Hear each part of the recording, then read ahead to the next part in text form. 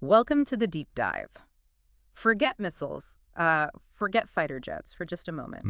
Today we're looking at something, well, seemingly quite ordinary rivers, Right. but potentially as a catalyst for the next big chapter in the India-Pakistan story. It's a fascinating angle. Think about the sheer scale here.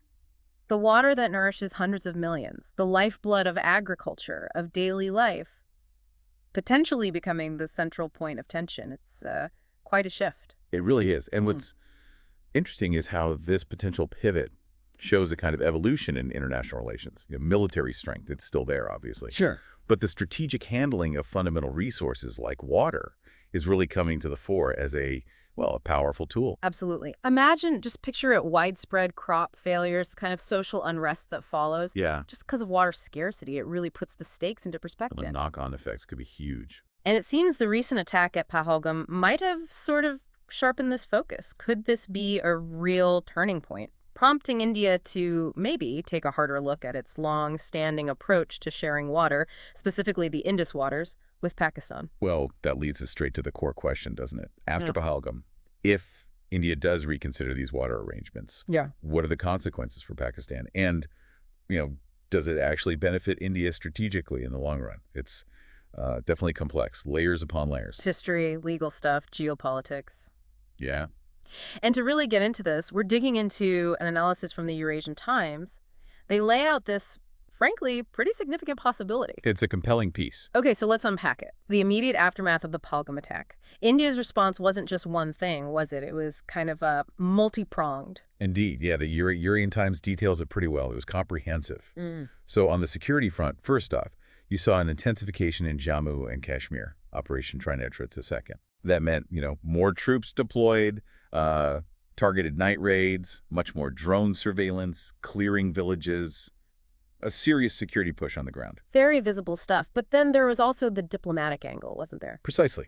Strong diplomatic signals. India directly linking Pahalgam to terrorist safe havens across the border. Okay. So Indian missions abroad were actively highlighting Pakistan's alleged role, trying to get international attention on it, making their case globally. And beneath the surface, beyond the security and the diplomacy, intelligence was buzzing too. That's a key part.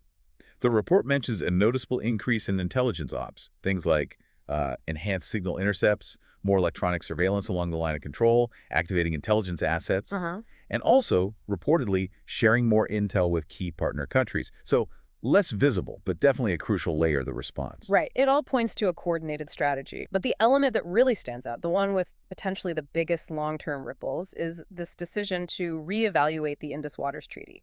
Exactly. That's the potential game changer here. This decision to review obligations under the IWT and to look into maximizing the water use, India is legally allowed from the Western rivers. That signals a major shift in strategic thinking, a willingness to use, non-traditional levers. Which brings us neatly to the treaty itself, the Indus Waters Treaty. Signed way back in 1960, the Eurasian Times calls it historically generous. Why generous? Well, the generosity is all about the water allocation. See, India is the upper riparian state. The rivers start there, right? Right. But the treaty, brokered by the World Bank, gave about 80% of the Indus system's water to Pakistan. Wow, 80%. Yeah, India kept control of the eastern rivers, Ravi, Beas, Sutlej. Yeah. Pakistan got the rights to the western rivers, Indus, Jhelum, Chenab. So a huge amount of water flowed downstream, even though India was the source. That does sound, substantial. And the article really stresses India's history of sticking to this treaty even when things got really bad. That's what's quite remarkable. India consistently upheld the treaty even during major wars, 65, 71, Kargil. Even then. Even then. Yeah. And even after major terror attacks like Parliament in 2001, Mumbai 2008, Pathankite, Pulwama, India didn't turn off the taps, didn't weaponize the water. They prioritized, it seems, regional stability and their international commitments. The Eurasian Times points out just how unusual that kind of sustained restraint is, especially in these long-running tense situations, what they call hybrid warfare. Okay, fast forward to now. India is thinking about putting parts of these arrangements in abeyance. The article makes clear this isn't necessarily tearing up the treaty. So what could India actually do legally within the treaty's rules? Right, that's the key point, the practical steps. According to the analysis, one big thing is speeding up hydroelectric projects that the treaty allows. Oscar dams. Exactly. Specifically, they mentioned the Rattle Dam, that's 850 megawatts, and the Pakal Dul Dam, planned for 1,000 megawatts. These have been talked about for ages. Finishing them faster lets India use more of the water it's entitled to. So pushing ahead with existing plans, basically. What else is in the toolkit still within the treaty limits? Another big one is using the storage capacity it's allowed. The Eurasian Times estimates India underutilizes something like 3.6 million acre-feet of storage it's entitled to. 3.6 million, that's a lot of water. It is. So filling those reservoirs up would give India much more control over when and how much water flows downstream to Pakistan. And that control, that could have noticeable effects, the article suggests. Precisely. India could potentially change when it releases water, adjust its storage patterns. It sounds subtle, maybe, but it could really impact Pakistan's crucial sowing seasons for agriculture, Okay. leading to localized water stress, maybe affecting crop yields. Plus, India could also, say, slow down administrative clearances for new Pakistani projects that need bilateral talks under the treaty rules. Right. These are all actions within the legal lines, but they could definitely exert pressure. Okay, let's game this out a bit. What are the immediate effects? The short-term fallout for Pakistan first. Short-term for Pakistan. You could see some localized flooding, maybe, or temporary water shortages, especially hitting those critical farming periods. Okay. There'd also likely be significant psychological pressure, a clear signal that India's old approach might be changing, creating uncertainty. And you'd absolutely expect Pakistan to ramp up diplomatic efforts, UN, other forums trying to raise concerns, get support. Made sense. And flip side, immediate repercussions for India. The article mentions potential media criticism, even if it's all legal. That's a definite possibility, facing accusations of using water as a weapon, even if technically within the treaty's bounds. Right, the perception matters. It does. And the Eurasian Times also notes, realistically, these initial steps probably won't dismantle Pakistan's terror infrastructure overnight. That's not an immediate fix. No silver bullet there. No. But for India, it could be a chance to build stronger domestic support, rally people around the idea of water sovereignty, a more assertive management style. And there's the symbolic value, too, just signaling a shift in stance on the world stage. Symbolism, yeah, definitely counts in geopolitics. Okay, let's zoom out now to the longer term. The Eurasian Times suggests some pretty fundamental shifts could be coming. What's the potential long-term hit for Pakistan? The long-term picture for Pakistan could be, well, quite serious. They already face significant water stress, right? It's a known issue. So any sustained change or disruption in water flows could make that existing crisis much worse, more prolonged water insecurity. And remember, something like 90% of Pakistan's agriculture depends on the Indus Waters. 90%, wow. Yeah, so disruptions could devastate key crops, wheat, sugarcane, rice. That could lead straight to major economic instability. And from economic instability? Often comes social unrest. Intensified water shortages could easily fuel that, adding to Pakistan's already significant internal challenges. Yeah. And on the diplomatic front, if they keep raising complaints internationally but don't get much traction or support, it could weaken their position over time. A pretty sobering outlook there. Okay, what about the potential long-term upsides for India, according to this analysis? Well, for India, the long term could mean more robust, more resilient water infrastructure, getting those permitted dams built faster, adopting better river management tech. Building capacity. Exactly.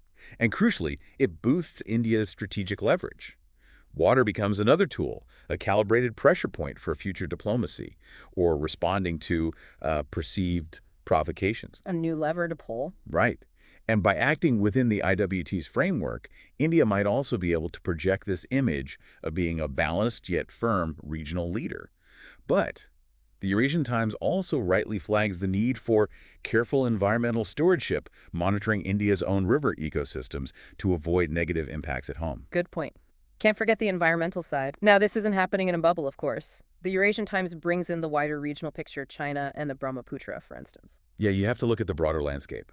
China's upstream control of the Brahmaputra is a huge reminder of how important water politics are becoming across Asia. Absolutely. And how unilateral actions upstream can massively impact countries downstream. Then there's the potential for Pakistan's own internal instability getting worse because of water insecurity that affects the whole region. True. Afghanistan's fragile water situation, especially around the Kabul River adds another layer of instability.